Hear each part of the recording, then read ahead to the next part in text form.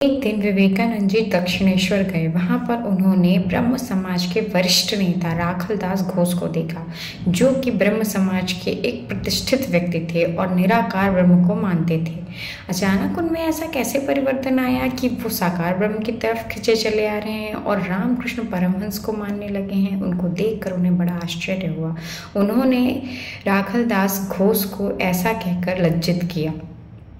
तब रामकृष्ण जी ने एक बात बोली, नरेंद्र, उसे अगर साकार में भक्ति है तो उसे ऐसा करने का अधिकार है। अगर तुम्हें नहीं है तो तुम पर कोई बाध्यता नहीं है।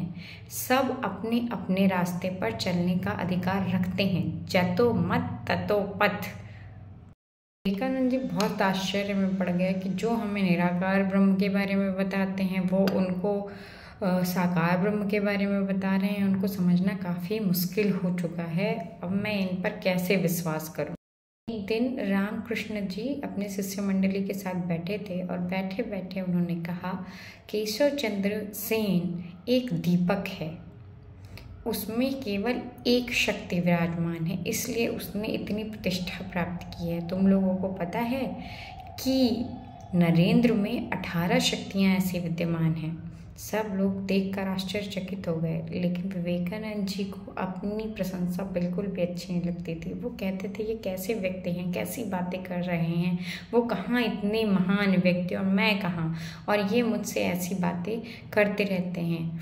इस बात से वो थोड़ा सा दुखी हुए और फिर वो आगे बढ़े। उन पर उनको विश्वास बिल्कुल भी नहीं हो पा रहा था। इस बात का जवाब देते हुए नरेंद्र यानी विवेकानंद जी ने कहा, इस तरीके की अतिशयोक्तिपूर्ण बातें मुझसे आप ना किया करें। वो कहाँ महान नेता, मैं उनसे तुलना करने लायक हूँ।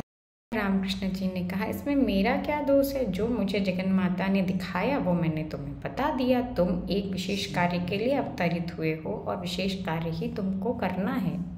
नरेंद्र नाथ जी ने यानी विवेकानंद जी ने कहा, मैं कैसे मान लूँ कि आपकी माता ने आपको बताया है। मैं नहीं मान सकता। ये आपके विचारों का ताना बाना हो सकता है, ये आपका भ्रम हो सकता है।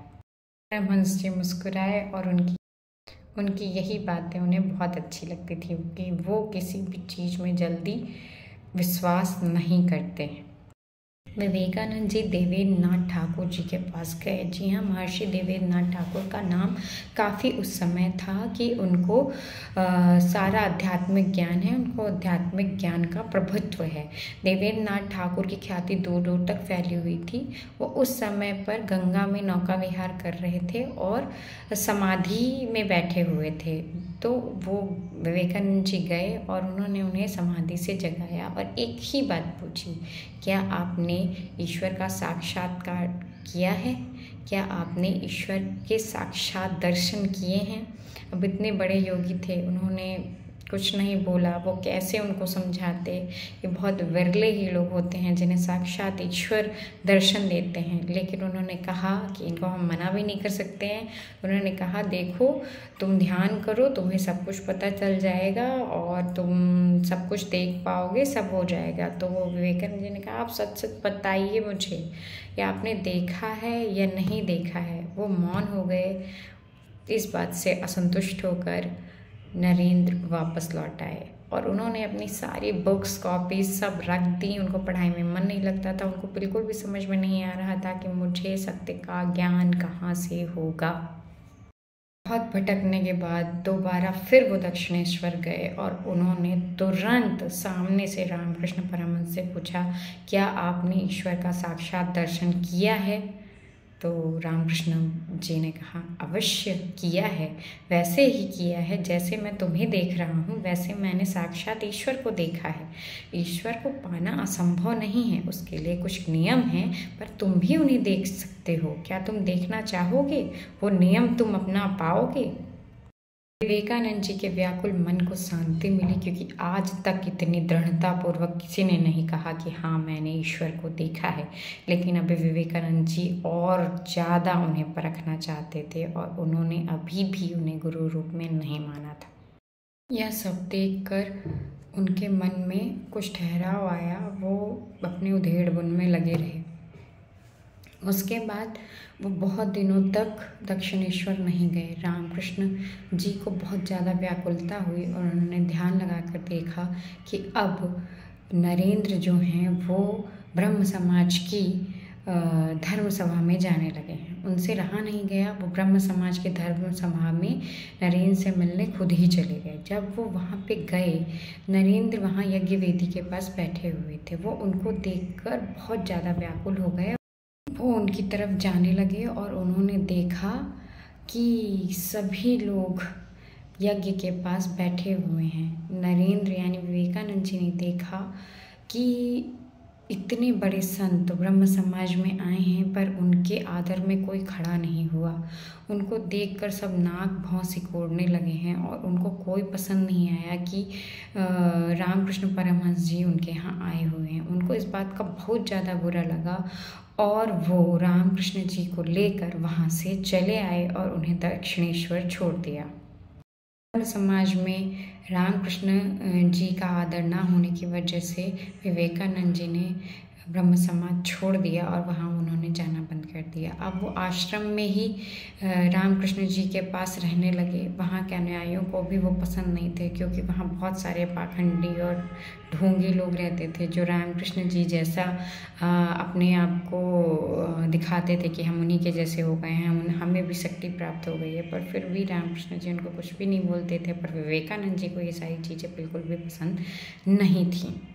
विवेकानंद जी रामकृष्ण परमहंस का बहुत आदर करते थे। ये वो समझ चुके थे, उनमें उनकी बहुत श्रद्धा थी, ये वो समझ चुके थे।